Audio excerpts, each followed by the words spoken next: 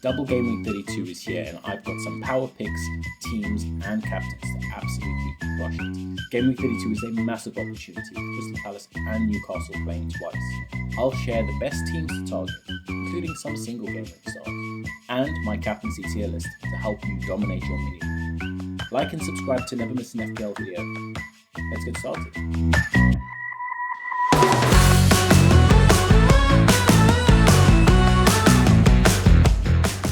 So before we dive into the teams, let's take a look at Ben Crellin's fixture calendar to highlight this week's double game week. First, I have to say a huge thank you to Ben Crellin for his amazing work on this calendar. He's put so much hard work and we all appreciate it. So in game week 32, Crystal Palace and Newcastle both play twice. Looking ahead, there's another double game week in game week 33, and depending on the FA Cup results, we might get a small double in game week 36. That's great news for FPL planning, so let's make the most of it. Now let's get into teams to target for game week 32. First up is the double game week teams, Crystal Palace and Newcastle United. Crystal Palace will face Manchester City first. Last time they met it was 2-2 draw, with Munoz and Lacroix scoring for Palace, both assisted by Will Hughes, while Haaland and Rico Lewis scored for City, both with assists from Nunez and Bernardo Silva.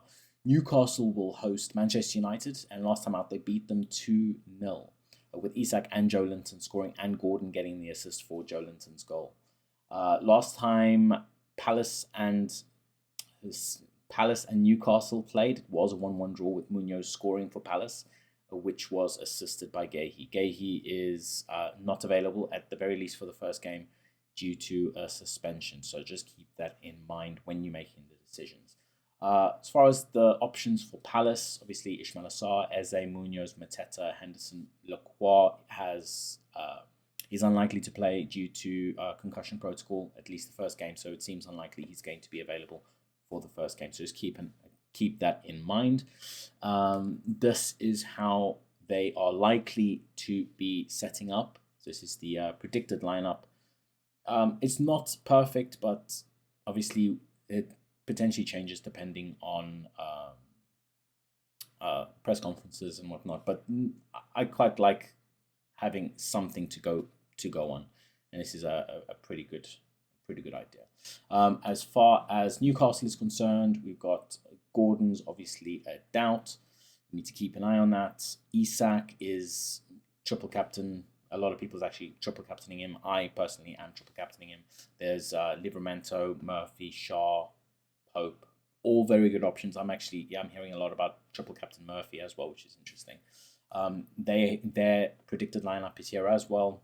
Again, just something to go on, but I think this is probably how it's going to line up. Unsure about Gordon though. That's the only one we have to keep an eye on, because obviously if Gordon does get the nod, it's likely he'll play over Barnes. So we just keep an eye on that. Pay attention to the press conferences. So now we've got the double game week teams out the way. Let's move on to a few single game week teams who are the best teams to kind of focus on this week. Start with Aston Villa as they play Southampton. So last time they met, Villa won 1-0, and John Duran actually scored the only goal. And Brighton will be taking on Leicester. And the last time they played, it was a 2-2 draw, with Vardy, Andy Cordova-Reid scoring for Leicester, and Lamptey and Minter scoring for Brighton. Villa's options are pretty good. So obviously you're looking at Watkins, Asensio, Mings, Martinez, Rashford, Rodgers, Digne, Konza. So there's no injury concerns, but there's rotation concerns. So I've just put on the predicted lineup. So this is what they predict, which is pretty good. They predict Asensio and Watkins to start, but just remember they are rotation risks, so it's likely they won't get the full 90. As far as Brighton, João Pedro, Baleba, Verbruggen, Mitoma, Minter, all very good options. If you want to get onto Brighton for this fixture, I'd say João Pedro and Mitoma are the best options here. As far as how they are going to be setting up, it seems likely Welbeck might actually get minutes, which is interesting. So he's another option if you want to go a little bit differential, but João Pedro is probably the most locked in for minutes, and Mitoma likewise. Now let's move on to Liverpool. So they play West Ham. Last time they met, Liverpool absolutely thrashed them 5-0 with goals from Diaz, Gakpo, Trent, Jota, and Salah, who also assisted twice. So alongside assists from Jones and Gravenberch. Chelsea will take on Ipswich. Last time they met, Ipswich actually won that game 2-0 with Delap scoring and assist in Hutchinson's goal.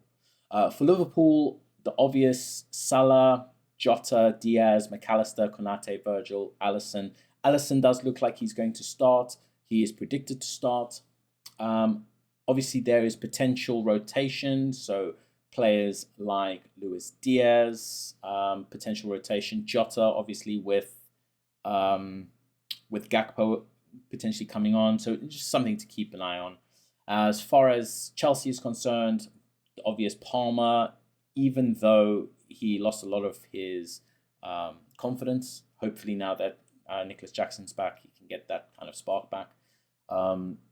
Enzo, he has been doing quite well recently, but that might be a trap, so just keep an eye on that. Madueke, Neto, Jackson, obviously, Cucurella, Sancho. Sancho, definitely, I'd say just stay away from him. This is the predicted lineup.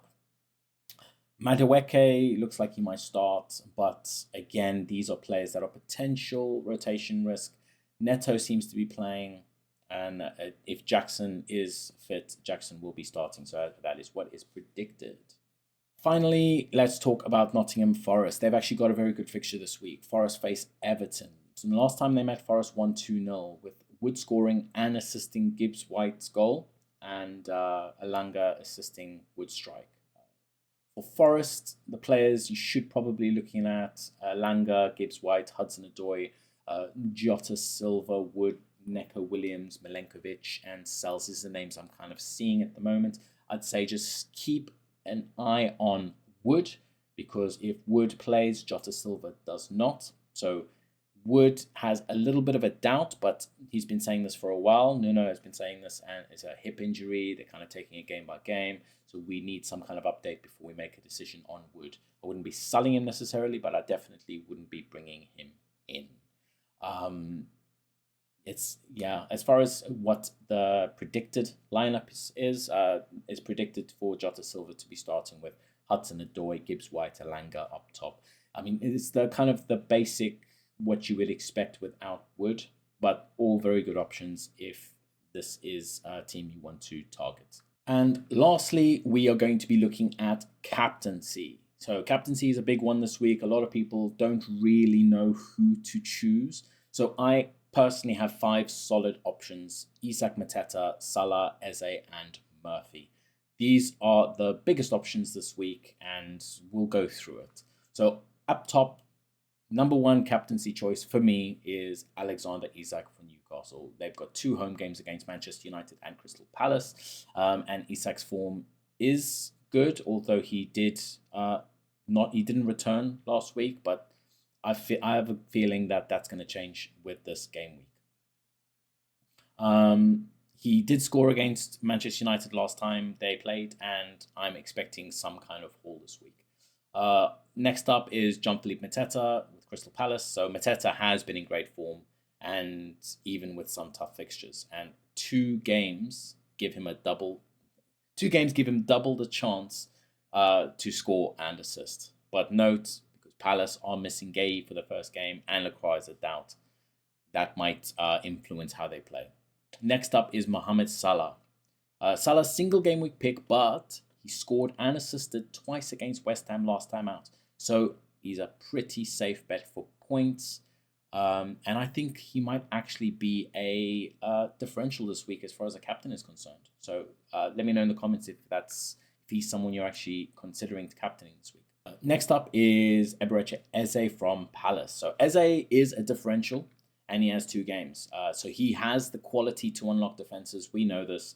But Palace's fixtures and defensive absences make him a riskier choice.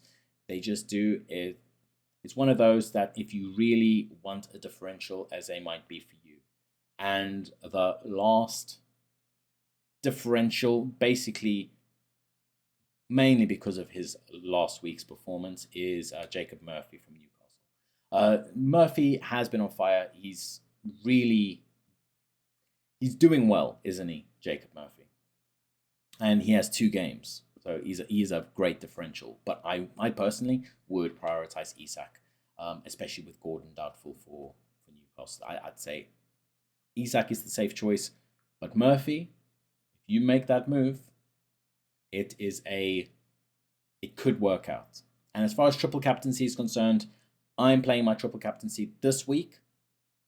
I think this is probably one of the better weeks to play it. If not, you could play it on someone next week if you're playing your bench boost this week, or even save it for game week 36 if you predict someone like Manchester City to go through. A Marmoush could be a very good triple captaincy choice at that point. So all things to think about. Who are you captaining this week? Let me know in the comments. Let me know who you're captaining. And one last thing before we wrap this up, make sure to check the pre-match press conferences. This information could change depending on those updates. So stay tuned for any last-minute news or injuries or lineup changes.